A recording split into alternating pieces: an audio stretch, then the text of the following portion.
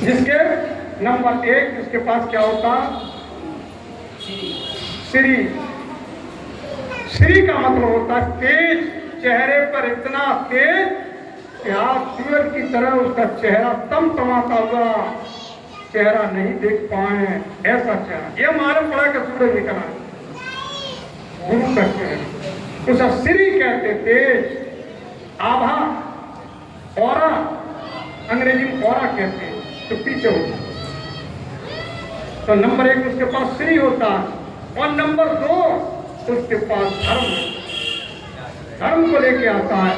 कृष्ण ने वायदा किया, गीता अध्याय 4 श्लोक 7 और 8, 2 श्लोकों में भगवान कृष्ण ने किसके लिए वायदा किया, क्या कहा, आपने कहां समझा? परित्राणाय साधूनां विनाशाय दुष्कृतां धर्म संस्थापनार्थाय संभवामि युगे युगे। मैं हर युग में आऊंगा। तब यदा यदा धर्मस्य ग्लानिर्भवति भारत अभ्युत्थानं धर्मस्य तदात्मानं सृजाम्यहम्। मैं 3 काम करने आऊंगा, भक्तों की रक्षा करूंगा, दुष्टों का विनाश करूंगा और धर्म की स्थापना करूंगा। 3 काम करने को भगवान आता है। और इसी का ट्रांसलेशन हिंदी में भगवान भोलेनाथ ने अपनी वाणी में कर दिया। माता पार्वती को समझाती, क्या कहा? खल, खल मारे दुष्ट। दुष्ट किसे कहते हैं? दुष्ट इतना बुरा होता है कि अपने गोली मारवा लेता है। ये कैसे खत्म होता है? मेरे बम मार दो, मैं इनके मारा पहना ये खत्म। इतना भारी दुष्ट, जिसको हमारे यहाँ कहते हैं ओला। ओला फसल भी नष्ट कर देता है, जिस फसल पे गिरता है, और खुद भी नष्ट हो जाता है। तो जीवन में ओले मत बनना, तो दूसरों को भी नष्ट कर दो, अपना भी नष्ट। तो बाढ़े खल बहुत चोर ज्वारा, चोर पैदा होते, ज्वारी पैदा होते। बाढ़े खल बहुत चोर ज्वारा, ये लंपट परधन परदारा। लंपट कहते हैं बेईमान, किसी का ले करके किसी ने काम चला दिया और वो हाथ करके उसका पैसा नहीं। बाढ़े खल बहुत चोर ज्वारा, ये लंपट परधन परदारा, दूसरों की स्त्रियों को हरण करने वाले। यारी तुमसे की है, यारी उसके भाई से ले गए उसकी बहन को। ऐसे दोस्त, अरे मित्र वही है जगत में जो करे सत्य उपदेश, आपत्काल विपत्ति में रहे संग लवलेश। उनका तो वर्णन करे अपुर ले छिपाए, और काम आने पर वो पैसे से करे सहाय। मित्र के ये गुरु। तो सज्जनों, पाड़े खरबो चोर ज्वारा, ये लंपट परधन परदारा, ऐसे लोग बढ़ जाते हैं। माँ ने माता पिता नहीं देवा, जो अपने माता पिता को, जिस माँ ने 9 महीने पेट में रखा, गीले में खुश सोई, सूखे में तुम्हें सुनाए, ऐसी माँ को नहीं मानते।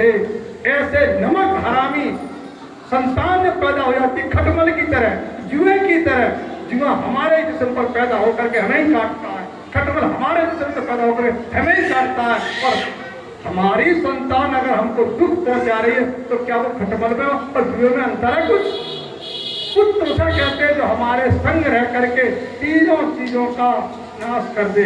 पुत्र क्या क्या 3 चीजें? दैहिक, दैविक, भौतिक ताप।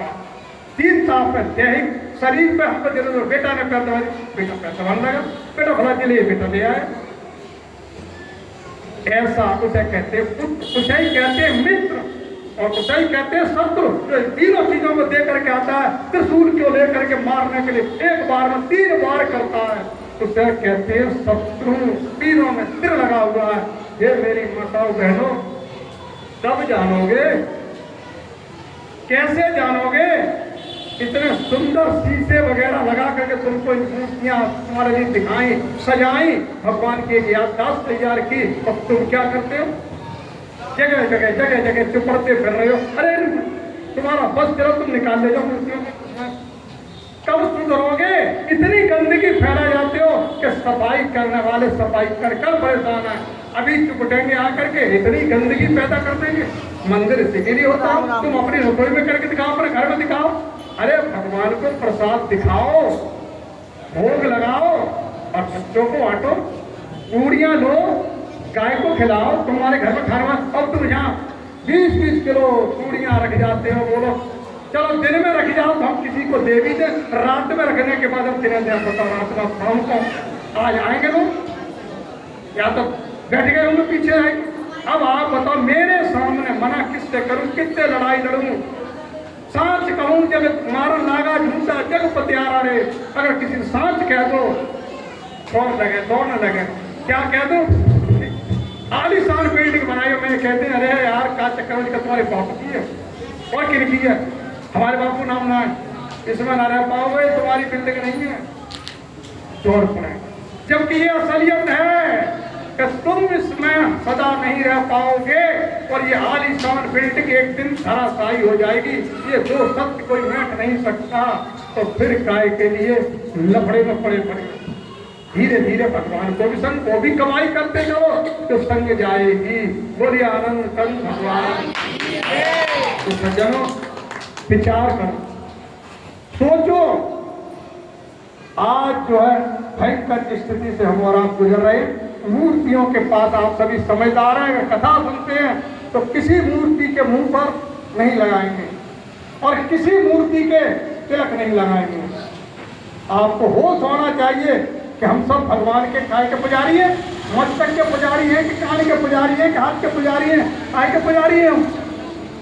भगवान के चरणों में हमें अपने घर से तिलक का सामान लेके आना चाहिए, नहीं कि जो पंडित जी ने बना दिया है तिलक, जय अपने लगा रहे हैं, जय भगवान के लगाएंगे, फिर को घूम मिले। ये पूजा नहीं है, तुम बजाय पुण्य के पाप लेके जा रहे हो, इसलिए इन कर्मों से बचो।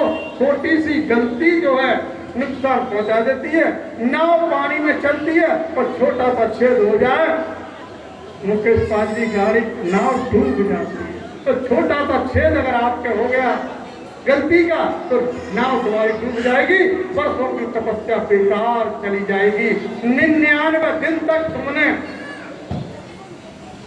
पिता की सेवा की और 100वां दिन आया तो गले का बाप पिताजी का हार ठेका, 3 भैया नौकरी के तब बिना खाऊना, सब हो गया खत्म खेल।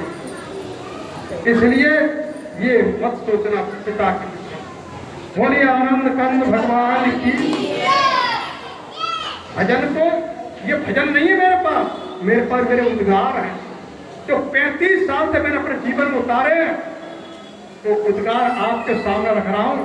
रट के नहीं आता हूं ना, मैंने कोई रटा है। ये गुरु कृपा का खेल है, तारा खोल दिया सब कुछ दिखाई देने लगा क्या हो रहा है। बड़ी बात नहीं कहता, तुम्हारे यहाँ का पूरा हाल बता दूंगा देख करके, ये गुरु कृपा होता रहता है। लेकिन जब मैं ऐसा करने लगूंगा तो लोग मेरे पीछे पड़ जाएंगे, मुझे भजन पूजा भी नहीं करते। इसलिए भक्ति लाइन बड़ी कठिन है। भक्ति रहे तो क्या काम है ना, भक्ति रहे तो, अगर भक्ति आ गई तो कुल खत्म, भक्ति रहे तो कुल नहीं, और कुल बिन भक्ति न होए। भक्ति करे कोई सूरमा जाति वर्ण कुल होए। तुम चाहो कि हम पार भी बने रहे और भजन भी कर ले, भक्ति भी कर ले, कभी नहीं।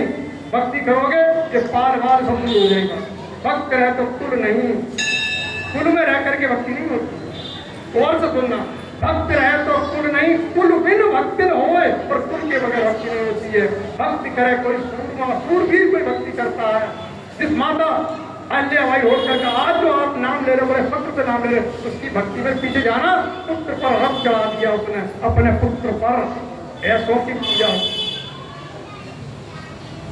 तो भक्त करे कोई सूरमा जात वर्ण कुल होए, और भक्ति रहे तो कुल नहीं, कुल बिन भक्ति होए। अब बिना कुल के भक्ति नहीं होगी तो कहाँ जाए फिर। इसलिए भक्ति करने के लिए ये सारे कुल जिनकी तुम बातें करते हो, ब्राह्मण कुल, ये कुल, वो कुल, जिनमें आप लोग जन्म लिया है, ये काम नहीं देंगे। कौन सा कुल काम देगा? इसको कहते हैं गुरु कुल। तो पहले होते थे गुरुकुल, और आज क्या क्या ने क्या क्या ना, लेफ्टिनेंट और जन कौन से था स्कूल, सेंट जॉन, क्या क्या स्कूल, और जिसमें अंग्रेज तो भाज गए लेकिन छोड़ गए अपनी अंग्रेजियत जो आज हमको अलग अलग कर रही है। तो जितने भी स्कूल हैं जिनमें गुरुकुल थे, माता पिता की बातें समझाई जाती थी, नाखून देखे जाते थे, नाखून भी देखे जाते थे, ये पकड़ के खींचते थे कि नाखून तो नहीं कटे। माता जी के पैर छू के आए, पिताजी के पैर छुए, पिटते थे। मास्टर घर जाकर पूछते थे क्या ये बच्चा तुम्हारा माता पिता के तुम्हारे पैर छू आता है? बस माँ बाप से पूछा जाता था, माँ बाप कहते हैं ठीक है, तो माँ बोला नहीं पिटते थे। ये था गुरुकुल की पढ़ाई। और आज क्या हो रहा? माता पिता से दूर कर रहने का ज्ञान हमको दिया जा रहा है। लेकिन ये ज्ञान जो तुम्हें मिल रहा है, ये ज्ञान तुम्हारे लिए, तुम्हारे परिवार से नहीं, पूरे वर्ल्ड से, जिसको आरती उगाते हो जय जगदीश हरे और भक्त जनों के संकट क्षण में दूर करे, क्षण में दूर करने वाला ज्ञान है। पूरे संसार को एक सूत्र में बांधने वाला ज्ञान है। इसलिए गुरु महाराज का नारा है, एक राष्ट्र, एक ध्वज और एक आत्मा। एक दिन वो आएगा, हम सब जात पात भेदभाव भूल करके भाई भाई से मिलेंगे और धर्म प्रेम से सुबह शुरू, धर्म प्रेम से शाम हो, हर कन्या एक सीता हो, बच्चा बच्चा। ऐसा समय आने वाला है, इसलिए होशियार हो जाओ। काटना है अगर जिंदगी का सफर,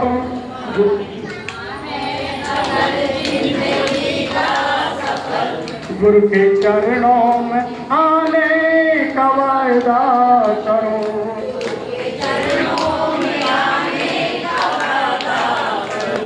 जिस अदालत में बैठे हैं गुरुवर मेरे,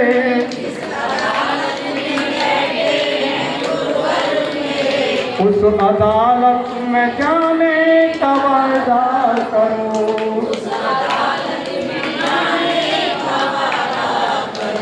देह मानुष की तूने है पाया मगर वो मानव के तूने किए ही नहीं। चाहता अपनी पाना है मंजिल अगर,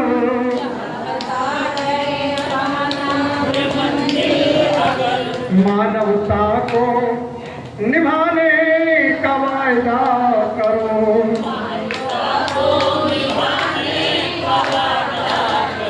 काटना है अगर जिंदगी का सफर, गुरु के चरणों में आने का वायदा करो।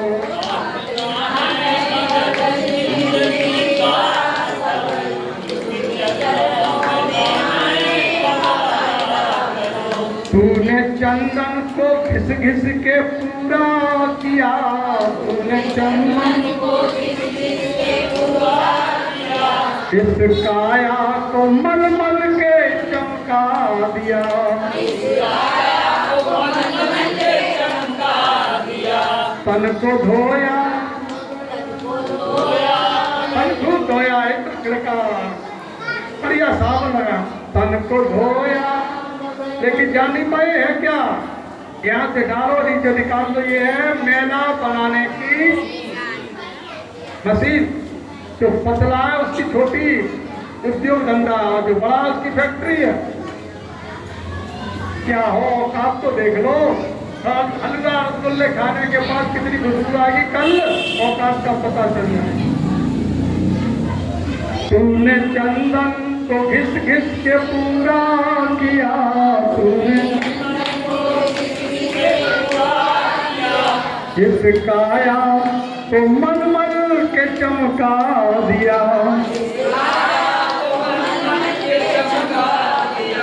तन को धोया, तन को धोया मगर मन को धोया नहीं, तन को मन को पावन बनाने का वायदा करो,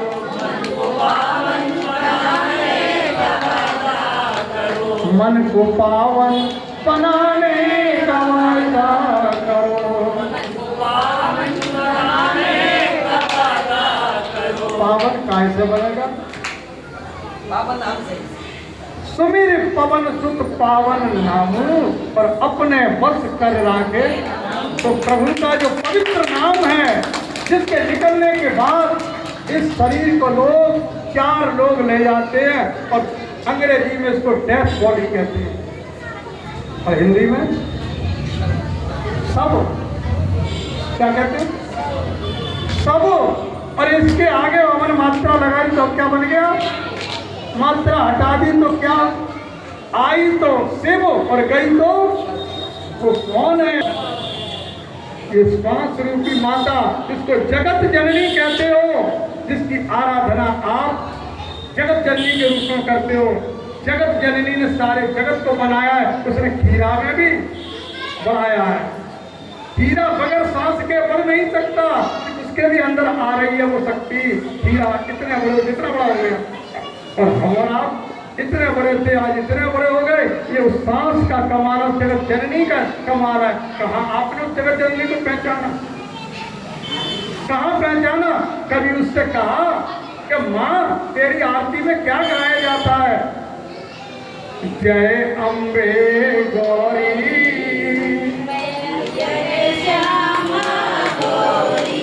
गाते हो? जय अम्बे गौरी मैया, जय श्यामा गौरी, तुमको नित दिन ध्यावत, मैया जी को नित दिन ध्यावत के गावत। ध्यावत, ध्यावत माने तुमको नित दिन ध्यावत। तुम्हारा नित दिन यानी हर वक्त, हर रोज ध्यान करते हैं। कौन? हरि ब्रह्मा शिव जी, जय अम्बे गौरी। कहाँ तुमने जाना उस अम्बे को? कहाँ तुम समझ पाई? श्वास जब तक है चेहरे पर आकर्षण है, इसलिए तुमको कृष्ण कहते हैं। सांस गई, आकर्षण खत्म, क्या थोड़ी बन गई। वो शक्ति सबके अंदर भ्रमण कर रही है, इसलिए उसको राम कहते हैं। और वही शक्ति सबके अंदर व्यापक है, और उसी की कथा सुनाई जा रही है, जिसका स्वयं भगवान शंकर, जिसकी कथा माता पार्वती को सुनाते हैं। भगवान शंकर ने किसकी कथा सुनाई? अपनी नहीं सुनाई। उसके लिए आप कहते हैं ओम नमः, इसका अर्थ भी जाना। ओम के मायने होता तीन, अकार उकार मकार, आ तीन के मिलने से ब्रह्मा विष्णु शंकर, सत रज और तम, इलेक्ट्रॉन न्यूट्रॉन प्रोटॉन, तीनों शक्तियों को एक बार में पुकारने के लिए उसको ओम कहते हैं। बहन जी भाई बैठिए, आप नहीं बैठे, अभी इधर नहीं जाना, तुमको 10 मिनट नहीं बैठा सकती। बोलिए आनंद कंद भगवान की जय। क्या होता है? एक बार में तीनों को बुला लीजिए। उस उद्बोधन का नाम ओम है। तो क्या समझाया जा रहा है? ओम नमः, जिसको ये तीनों नमन करते हैं,